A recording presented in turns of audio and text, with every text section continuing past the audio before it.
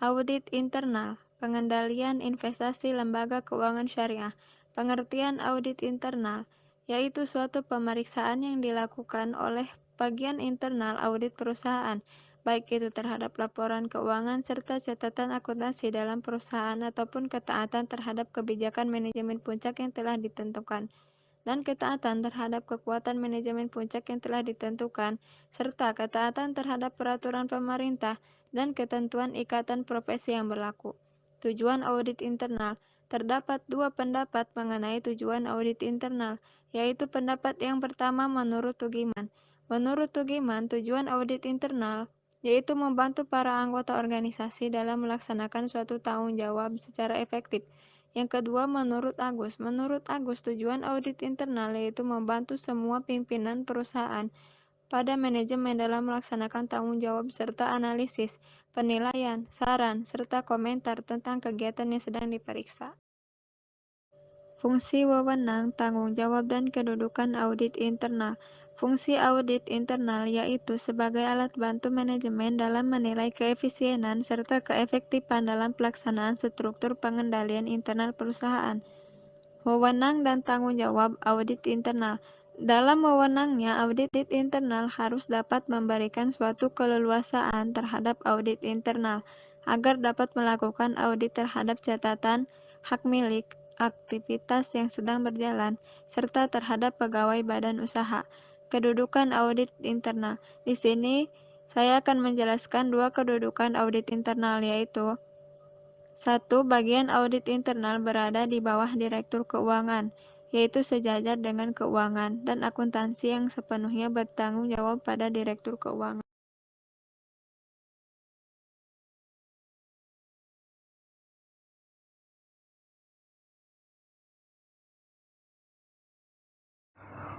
Poin A, yaitu tujuan audit investasi.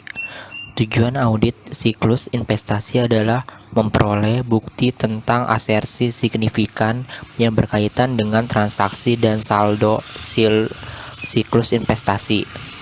Tujuan audit ditentukan berdasarkan 5 kategori asersi laporan keuangan yang dinyatakan oleh manajemen, diantaranya: pertama, asersi keberadaan dan keterjadian. Yang kedua, asersi kelengkapan. Yang ketiga, asersi hak dan kewajiban. Yang keempat, asersi penilaian dan pengalokasian.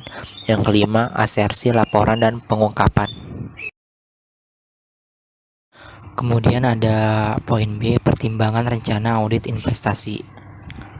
Yang pertama, materialitas adalah besarnya nilai yang dihilangkan atau salah saji informasi akuntansi yang dilihat dari keadaan yang melingkupnya dapat mengakibatkan perubahan atas suatu pengaruh terhadap pertimbangan orang yang meletakkan kepercayaan terhadap informasi itu karena adanya penghilangan atau salah saji. Poin yang kedua, resiko inheren, yaitu adalah suatu ukuran yang dipergunakan oleh auditor dalam menilai adanya kemungkinan bahwa terdapat sejumlah salah saji yang material dalam suatu segmen sebelum ia mempertimbangkan keefektifan dan pengendalian intern yang ada. Poin yang ketiga, resiko prosedur analitis merupakan unsur resiko deteksi bahwa prosedur analitis akan gagal mendeteksi salah saji material.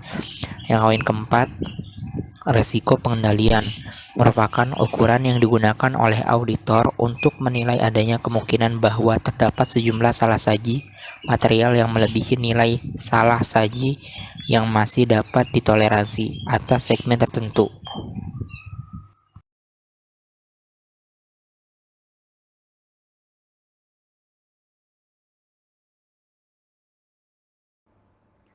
Pengendalian substantif atas saldo aktiva tetap, utang jangka panjang, dan saldo ekuitas pemegang saham.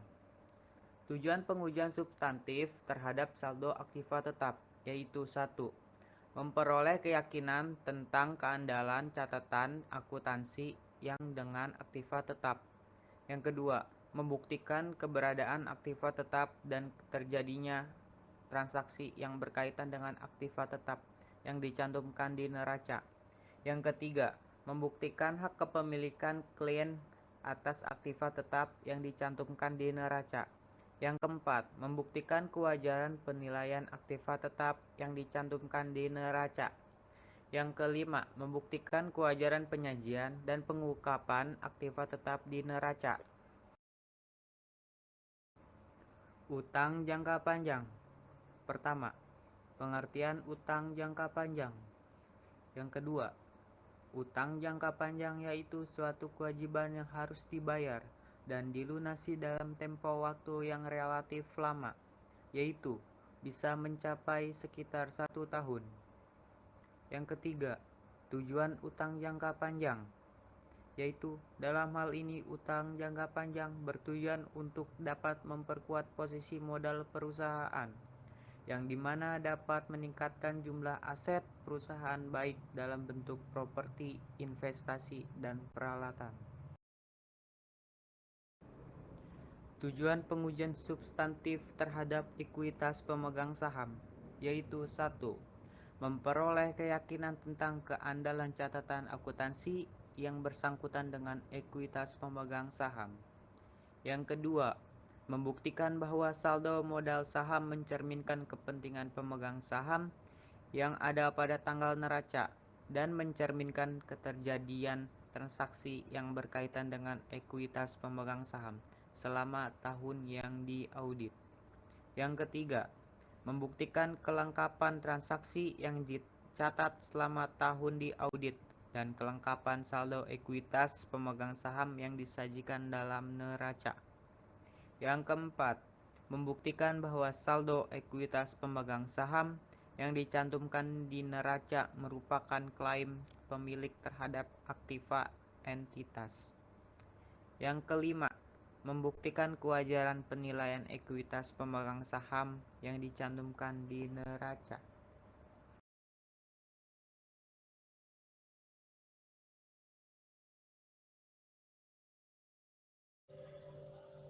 Jasa nilai tambah dalam siklus investasi dan pembiayaan.